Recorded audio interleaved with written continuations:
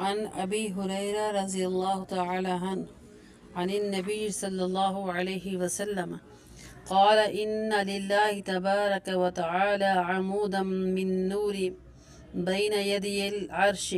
فإذا قال العبد لا إله إلا الله اهتز ذلك العمود فيقول الله تبارك وتعالى اسكن فيقول كيف أسكن ولم تغفر لقائلها فيقول إني قد غفرت له فيكون عند ذلك۔ حضرت ابی ہریرہ رضی اللہ تعالی عنہ سے روایت ہے کہ نبی اکرم صلی اللہ علیہ وآلہ وسلم کا ارشاد ہے، عرش کے سامنے نور کا ایک ستون ہے، جب کوئی شخص لا الہ الا اللہ کہتا ہے تو وہ ستون ہلنے لگتا ہے۔ اللہ تعالیٰ کا ارشاد ہوتا ہے کہ ٹھہر جا۔ وہ عرض کرتا ہے کیسے ٹھہروں، حالانکہ کلمہ طیبہ پڑھنے والے کی ابھی تک مغفرت نہیں ہوئی۔ ارشاد ہوتا ہے کہ اچھا میں نے اس کی مغفرت کر دی، تو وہ ستون ٹھہر جاتا ہے۔ کلمہ طیبہ وہ کلمہ ہے جو ہمیں الحمدللہ اللہ تعالیٰ کا شکر ہے، اللہ کا فضل ہے کہ ہمیں دنیا میں ہوش سنبھالتے ہی سب سے پہلے سکھایا جاتا ہے، اور یہ ہیرا ہماری گود میں اس وقت آ جاتا ہے جب ہمیں ابھی بولنا بھی نہیں آتا، تو ہمیں اپنے مسلمان والدین نے کلمہ طیبہ پڑھنا سکھا دیا تھا۔ کلمہ طیبہ کی کیا اہمیت ہے، قرآن و حدیث میں اس کے بہت سے فضائل آئے ہیں، اور یہ کلمہ اللہ تعالیٰ کو بہت پسند ہے۔ 1.25 لاکھ انبیاء کرام کو اللہ تعالیٰ نے یہ کلمہ عطا فرمایا۔ ہر نبی یہ کلمہ لے کے آئے اور اپنی امت کو یہ کلمہ سکھایا۔ کلمہ طیبہ کے پڑھنے والے کے اعمال اگرچہ برے اعمال ہی نکل آئیں گے، لیکن ان کو اپنے اعمال کی سزا بھگتنے کے بعد بالآخر اللہ تعالیٰ جنت میں ضرور داخل فرمائیں گے اس کلمہ کی بدولت، کیونکہ کلمہ طیبہ پڑھنے والا ایک مسلمان کروڑ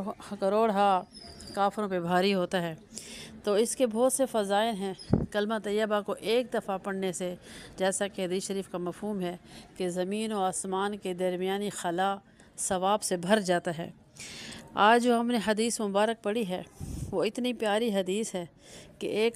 ایک نور کا ستون جو عرش کے سامنے ہے،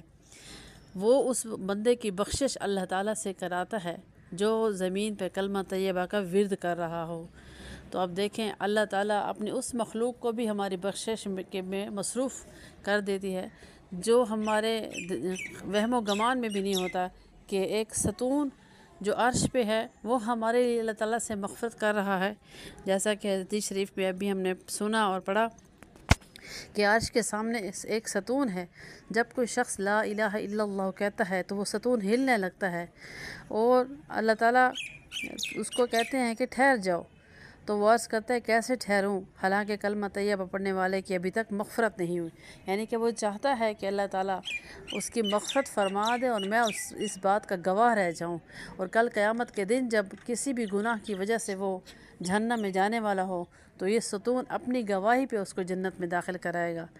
تو باوجود سب کچھ جانے کے باوجود بھی اللہ تعالیٰ اس ستون سے یہ پوچھتے ہیں کہ تم کیوں ہل رہے ہو، دوسری حدیث شریف میں آیا ہے،